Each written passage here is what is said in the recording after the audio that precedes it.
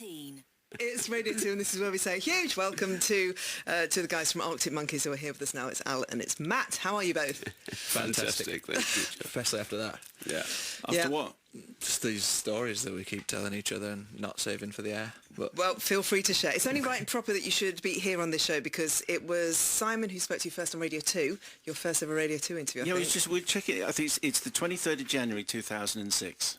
So I think it's the day that the album came out. Obviously, because the album chart show, that's what we're... Cause that's what we did. I remember it that January. I'm sure it's etched into your memory. Certainly is, yeah. Sort of a belated birthday gift. Just a couple of weeks later for me. Yeah. The other part of that sentence, I think, was that you did the Radio 1, the first live session you did for the BBC was the Radio 1 Live Lounge that we did. We did the Girls Aloud cover. Around you then remember that? as well. Yeah. Couple of firsts. Busy as spiders spinning daydreams, weren't we? Absolutely. So in between, it's been okay, hasn't it? You're already in our badge box. Yeah. Just because sometimes we run out of time at the end. So and you're taking badges for members of the band. So just say what you've taken. Well, at first I was drawn to the Led Zeppelin one, which I think you'd picked out a few highlights for us to choose. That's Matt. Oh yeah, Matt and me. I went straight for Led Zeppelin. And Alex, what have you got? They are the Kinks. The Kinks, there you go. I'm going to hold on to that and we Dear Life. There you go. Yeah. Congratulations on the album, anyway. Thank you. How has... What's made you the happiest about the reaction to it, the reception that it's got? Because you put so much sweat and love and time into these things and then you don't know what the reaction's going to be. Well, Matthew, I think we've been on a bit of a tour now, and I think in the gigs it seems like it quickly went from nobody knowing it to some people knowing it, like the songs. That's it, innit? Because there was a contrast between like playing the old ones and the new ones, which we expected obviously, but I didn't expect it to catch up as quick as it has. So like when we play 4 out of 5 now, it's quite loud. Suddenly you're not just like, on your own, staring at me. Yeah, people are moving again. Which is always a relief. And this has been very keys driven. Alex, how old were you when you learnt to play the piano? Well, began to learn, but it was like when I was about 8 years old, but never really took to it that much. But in the recent years, I've kind of come to grips with it a bit more. When I really started to play music and was a bit later when I'm at 15 and I was given a guitar, which I definitely got along with that a lot better than I had the piano years before. But now, I don't know, I've written all this stuff recently on piano. Does that make a difference? I think so, Simon, yeah. In what way? Well, I think I got there because I felt like I'd sort of ran out of ideas on the guitar for a bit. I mean, there's loads of... I've played a lot of guitar on this record, but it was just the writing of it was on the piano. And I suppose that's the distinction. I reached a point where I couldn't get it going on the old Akui anymore. Just because you've done so many, I just trying to wonder, when you sit in front of the piano, do you think musically in a different way? I think certainly you do, yeah. The places my fingers would fall on the piano would make a different sound, which then encouraged me to sort of... For me, a lot of the lyrics come from the sound that I'm hearing, and I was generating very different ones than I had before using the keyboard. Can I just ask you about what the first lyrics that we hear? I don't know whether this is a piano based from Star Treatment. I just wanted to be one of the Strokes. Well, I was digging around in your badge tin, and I've yet to find a Strokes one. Yeah. Now look at the mess that you made me make. So, what led to the to that line? I was trying to cut you off there with a badge tin gag, weren't I? Now we're really getting into the nitty gritty. Yeah, I suppose it goes on then. I mean, if we're gonna do this. I'm hitchhiking with the monogram suitcase miles away from any half-useful imaginary highway. I think I'm in this first verse of this song, listeners, I'm exploring the idea that I'm out of ideas, I think. And this kind of falls into what we were just talking about with the piano, because I think it was through that instrument that I sort of found my imagination again. And change is really important to a band, isn't it? The evolution, just that thing of pushing yourself, not doing the same thing again, which is what the artists that you really admire, the likes of the Beatles and David Bowie, have done. I think with every album that we've done, I think we've tried to move on in one way or another. I think the idea that it would stay the same seems like almost like impossible to do. Yeah. Well, but lots of bands do. Lots of bands do. You are quite exceptional in that respect, and that's probably why you are still successful, because you refuse to do that, because you do push yourselves and you do surprise people.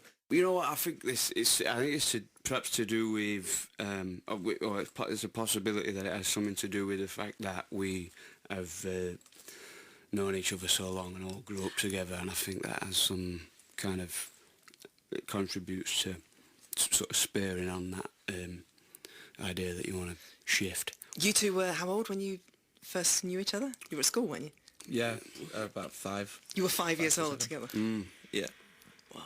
And We haven't changed a bit. no, you haven't changed at all. No. Facial hair permitting, obviously. You met Bowie though, didn't you, David Bowie? We did once, yeah, in Just New one York. time? Yeah, when probably Around that. around the time Simon and I met, actually, with our first interview that we were just discussing not long after that. And how was that? Was it a short exchange? It was a short exchange, but the funny thing that happened then was our old tour manager Tim was they had like tables up the top for guests and like VIP guests, and I think Bowie was sat there with whoever he came with, and our tour manager didn't even realise, and he moved him so my brother could and his wife could sit there and watch it because it was like a better view. And he didn't say anything. He went like, "I'm David Bowie." He just moved politely and then came to say hello afterwards. We're talking to Alex and Matt from Arctic Monkeys, and we're going to ask you to choose a tune. We've already had a conversation about this, which went in a very unusual direction. But what song would you like to put in our record store? What should we play now? You want to do the Barry Manilow version of Oh, yeah, absolutely. Could It Be Magic? Of course, the original version. That Take That went on to. Should we be honest here? Yeah, I didn't realise it was Manilow. But one thing I will say about Manilow is I went to, when he was doing a residency in Vegas once, and I went in his merch shop just because I wondered what that would be like. And he had little Manilow bottles of water that I bought, overpriced, because it's just water at the end of the day. But it's just a water with a Manilow label on it, and I just never forget. Right, so this is the Arctic Monkeys choosing some Barry Manilow because you thought Could It Be Magic was a Take That song, but obviously it's just inspired by the Barry Manilow water. We're going to play the original. Can we all agree that's the superior version of the song? Well, I mean, The definitive version, I I think. like that version a lot. I just think it's probably it just means it's a good song, doesn't it? But like we were saying, the Take That version, just the upbeat option. So Barry Manilow, as chosen by Alex Turner, Matt Helders, who are here. When you were recording the record, if I've got this wrong, Alex, correct me, but I understand you did a lot of the vocals at home, and then you took them to a studio in France when you actually put it all together. Is that about right? That's it, yeah. This is the first record with the Monkeys where I did a bit of recording at home as I was writing.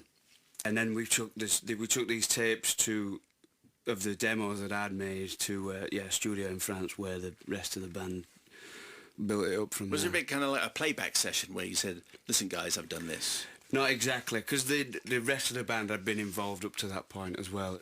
Matt, what were you thinking as it was in progression, the first time you began to hear what Alex was doing? Because I think Jamie was quite involved as well, dead early. There's certain bits that I remember I could tell kind of what direction we were going in just from hearing it. Like I remember the early stages of 4 out of 5 and doing the vocals, because that was one where we kept the vocals and the backing vocals as well until that remain on the album. I don't know, it was just, I mean, it was a different way I'd made music before as well, and... You were thinking, where are the drum solos? Yeah, I mean, that's all I can think about. Yeah.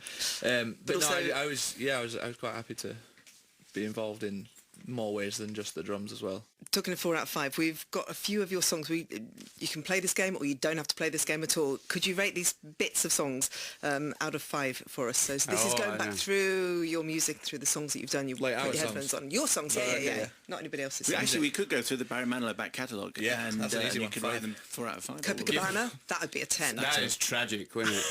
Copacabana. Lyrically. Tragic. Yeah. Anyway, right, out of 5.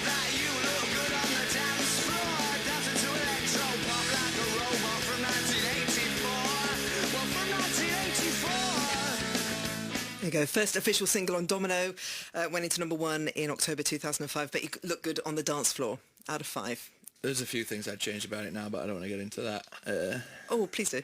Just that snare sounds a bit cranked, doesn't it? Yeah, I was going to say Cuts through that. a bit too much, maybe. It's always irritated me. Snare's a bit cranked. Yeah. Hypothetically, with a lower snare. Given the opportunity to do it again. I don't think you can't go wrong with that, I don't think. 5 out of It's up 5? there, 4. 4 out of 5 4 out for of Matt. Al? Yeah. Alex? Seems wrong to say Gotta 5 be, this early. got to be 4 out of 5, hasn't it? Yeah. 4 out of 5. Right, next one. Some want to kiss, some want to kick you. There's nothing that you couldn't slip through. Or at least that's the impression I get. Cause you're smooth and you're wet and she's not aware yet. But she's yours, she'll be saying use me. Snare's gone down. Done down, yeah. I think that's a 5. I don't care what you say. And that's a 5? That's a 5 from me. Because, and that's a better snare sound because for people who don't play snare. I think for some reason I used to really like crank that thing up. It'd be too high pitched. I think I wanted it to be heard again now. I wanted it to be heard more than anything else on there. Selfish. So what But we're saying this for one, Bryanston, we're saying 5 out of 5? I think it's 5. I think. Yeah. It's not a difficult question. Yeah, It's, well, you know, it's, the question's not, but the answers are. When one of my friends heard it, who's not in a band, when he first heard that song, he just said like it's the best thing he's ever heard. So based on that and how I feel about it, I'm going with 5 out of 5. 5 out of 5 for Bryanston from Matt. Alex, you're agreeing? I mean, I can't do anything but back him up. If I watch, don't continue to swing on the fat lady, Francis having a sing. I'll be here waiting ever so patiently for you to snap out. From AM, that is Snap Out of It, of course. Out of 5? Not as much of a live staple, is it? Song wise, Out of 5? that's the thing. I'm taking everything into consideration. How it feels when I play it. And we thank how you the for that. crowds react. Yeah. For the song though, what do you think? Alex. I go 4 on that. All right. 4. And your final one. Just a love machine feeding my fantasy. Give me a kiss or 3 and I'm fine. I need a squeeze a day instead of this negligee. What will the neighbours say this time? There you go. But that haunts you, doesn't it? Well, I wish we could take credit for it. Yeah, song wise, lyrically. Drumming was But it's a bit of a great. sort of, you know, Joe, that we didn't actually write. Get out of here. It's a bit Was it like, a Barry Manilow song? Yeah, it was actually a Barry Manilow. grief. But I think performance was probably a 2 out of 5 to be honest. Yeah? Don't mind telling you that. Yeah. Bit weak. Kind of just lobbed together a bit. Yeah. But that's the charm of it, isn't it? Yeah, that's what it was all about. Final thing that we do is gig diaries. Just take us through some Arctic Monkeys gigs that you've done. The very first one that you did, can you remember that? Yeah. One of the really super early ones. That was at the Grapes in Sheffield, a little pub, played in the upstairs room. And what's your memory of that gig? We were on first with a couple of other bands. I was wearing a baseball cap. You were wearing some Vans with palm trees on it. It's an amazing memory you've got for 4 that. covers, 4 originals. Among the covers were Hotel Yoba by the White Stripes. Oh, good. Teenage Kicks. Yeah, Now I Know More, Datsuns, Harmonic Generator, and Only Sleeping by the Beatles. And Copacabana. Yes. The gig when the something Chiefs. went wrong. Every day something slightly goes wrong. Has anyone hurt themselves, injured themselves, forgotten something Andy had a crucial? nosebleed once when he was... There's been nosebleeds. Oh, I threw up, didn't I? I had There's food been poisoning, yeah. illness. I forget some every day. And the gig that you did where there was someone incredibly famous and quite daunting in the audience that you'd been tipped off that... See, we didn't know about Bowie, did we? So Once in Japan, it worked for this actually. The way I distinctly remember the way our tour manager delivered the information. He came in, he's like, "Paul Weller's here." he didn't know how we were going to take it, but... Like, you it, turn? like, How like did it you was take sort of it? just between me and him. I don't know. I think his tone okay. influenced my reaction. Paul Weller's here. So I'm going to bring him back in a minute. Yeah, I think we were quite excited about that. Yeah, I was excited. And the gig that meant the most. Well, like first Glastonbury is probably that will live forever in the memory. For what reason? Well, mainly because there's a picture of it in my mum's downstairs toilet. Every time I go home, it's, you know. But I mean, that was special. It's like quite early for us and like a big moment. Thank you for talking to us. It's been lovely to see you, Thank as you. it always is. Well done on the album. And we shall play a track from it now. 4 out of 5, I We'll think. play 4 out of 5. Gentlemen, thank you very much. Thank you very much.